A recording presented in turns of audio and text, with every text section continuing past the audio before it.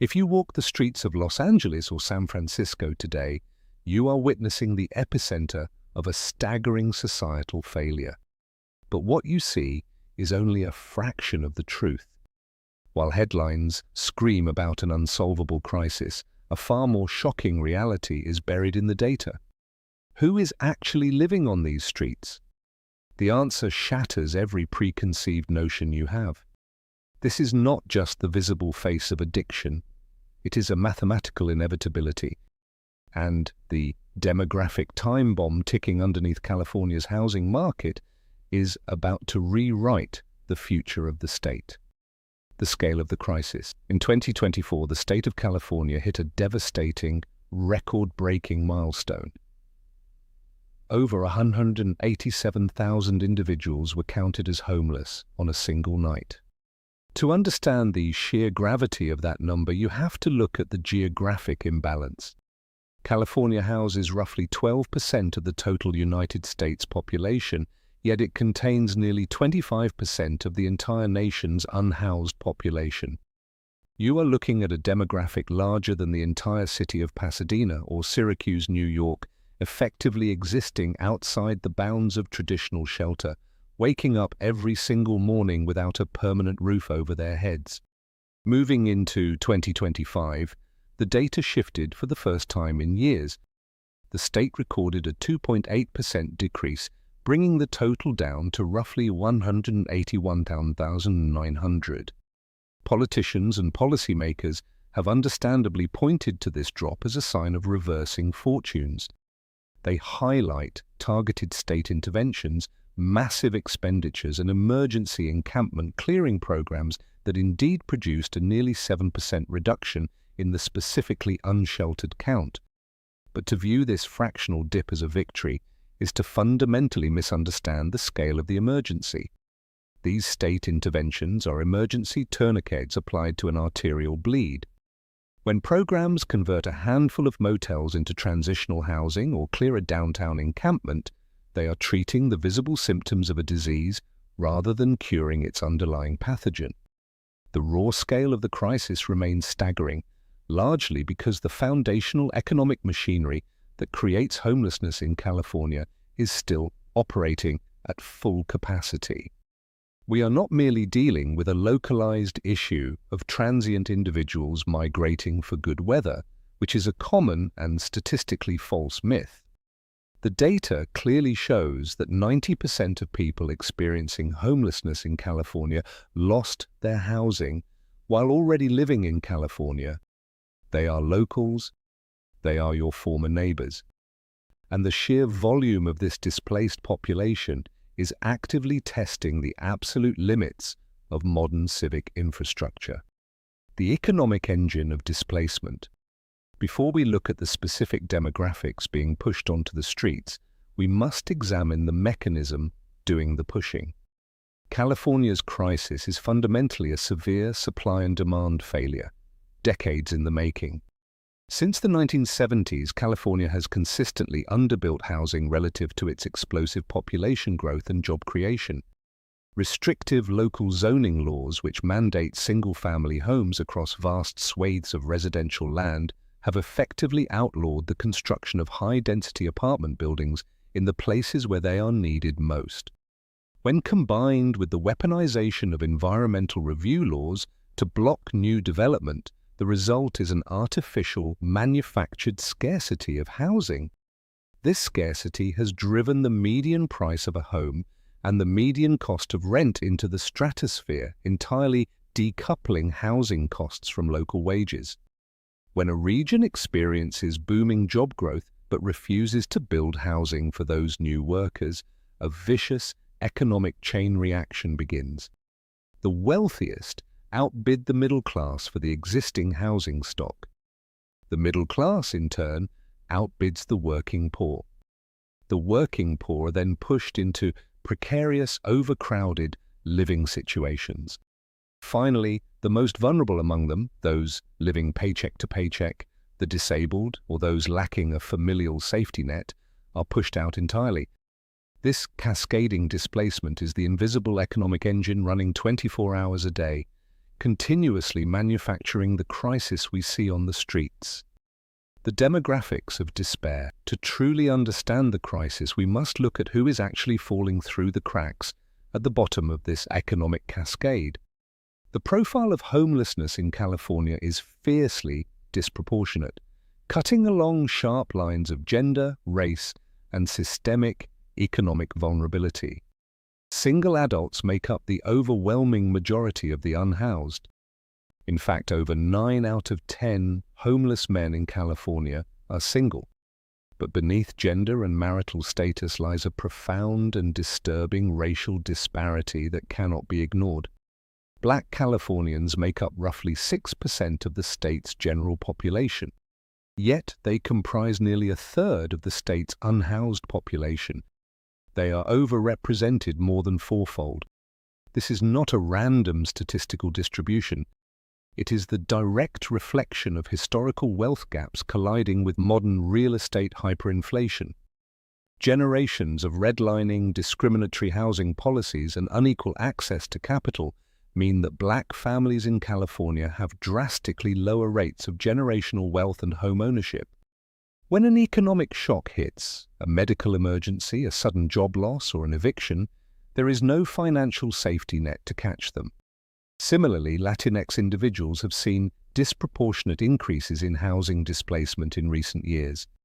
This surge is driven largely by severe housing cost burdens. Across the state, an enormous share of Latinx and Black renters are severely rent-burdened, meaning rent consumes more than 50% of their entire household income. When over half of a paycheck goes solely to maintaining a roof, the margin for error drops to zero. A single broken-down car or a week of missed work due to illness is enough to trigger a missed rent payment and subsequently an eviction. Homelessness in this context is not a failure of individual morality. It is the predictable mathematical outcome of a housing market where the floor has entirely collapsed beneath the working class. The unsheltered anomaly, California versus New York. The defining characteristic of California's crisis is not merely how many people are homeless, but where they are forced to sleep. If we look across the country to New York, we find a state that actually has a higher per capita rate of homelessness than California. Yet the visceral experience of walking through New York City is fundamentally different than walking through Los Angeles. Why? Because in New York, only about 5% of the unhoused population is unsheltered. The vast majority are legally guaranteed a bed within a massive, legally mandated shelter system. A strict right to shelter law ensures that while families may be displaced, they are largely kept indoors. In California, the reality is brutally inverted. Roughly 2/3 of the state's homeless population are entirely unsheltered. They are living in makeshift tents, aging recreational vehicles, abandoned buildings, and under freeway overpasses. California faces a severe, systemic undersupply of interim housing. The state simply does not have the physical infrastructure to harbor its displaced citizens. The raw data highlights this infrastructure gap with horrifying clarity. For every 2.5 homeless individuals in Los Angeles, there is only 1 shelter bed available. This extreme lack of physical infrastructure is what makes California's crisis so hypervisible and intensely deadly. When human beings are exposed to the elements 24 hours a day, the deterioration of both physical and mental health accelerates at a terrifying pace. Minor health conditions become chronic, treatable infections become fatal, and the psychological trauma of constant vulnerability exacerbates substance use and mental health crises. The unsheltered anomaly is what transforms an economic housing crisis into a public health catastrophe. It is a daily, visible reminder that the state's housing apparatus has structurally failed. The graying of the streets. Perhaps the most alarming and heartbreaking shift in the recent data is the rapid aging of the unhoused population. We are witnessing the graying of the streets in real time. Nearly 20% of people experiencing homelessness nationwide are aged 55 or older, And California is at the absolute forefront of this demographic cliff. In California, nearly half of all single homeless adults are over the age of 50. But the most staggering statistic is this: a massive portion of this older demographic, roughly 41%, is experiencing homelessness for the very first time in their lives after the age of 50. These are not individuals who have struggled with chronic street living for decades. They are former nurses, construction workers, teachers, and service industry professionals who worked their entire lives only to be crushed by the brutal math of their twilight years. This crisis is driven by the severe collision of fixed incomes and aggressive rent hikes. A senior citizen relying solely on a monthly Social Security check simply cannot compete in a rental market where a modest one-bedroom apartment demands double or triple their total monthly income. Without the ability to re-enter the workforce or increase their earning power, these older adults are uniquely defenseless against inflation. Furthermore, the aging process inevitably brings medical complications. Medical bankruptcies, unexpected healthcare costs, or the death of a spouse who previously shared the rent burden are primary triggers for late-in-life eviction. Once on the streets, the health of these elderly individuals deteriorates rapidly. Public health researchers have found that a 55-year-old living unhoused exhibits the physical health markers and geriatric conditions of a housed 75-year-old. They are aging 2 decades faster due to the extreme stress, exposure to severe weather, and the lack of consistent medical care. California's elderly are being forced onto the pavement at an unprecedented rate, creating a humanitarian emergency that the current shelter system is entirely unequipped to handle. The invisible youth, at the opposite end of the chronological spectrum, lies a quieter but equally severe crisis. While recent point-in-time counts showed an 11% decrease in unaccompanied youth experiencing homelessness in California, the reality is that thousands of teenagers and young adults remain unhoused without a parent or guardian. This demographic is often referred to as the invisible youth because their form of homelessness looks vastly different from the older populations. Young people are highly motivated to avoid the heavily visible, dangerous street encampments. Instead, they resort to invisible survival strategies, couch surfing with acquaintances, sleeping in hidden vehicles, or trading labor for a temporary place to stay. Because they are hiding in plain sight, they are chronically undercounted by official metrics, making the scope of their crisis difficult to fully quantify. Many of these youth are fleeing abusive family dynamics, or they have aged out of the state's foster care system. The foster care to homelessness pipeline is a well-documented failure of the social safety net, where the state suddenly withdraws critical support the moment a vulnerable teenager legally becomes an adult. They are ejected into one of the most expensive housing markets on earth with zero financial backing, no credit history, and often unaddressed emotional trauma. This represents a critical vulnerability in the entire system.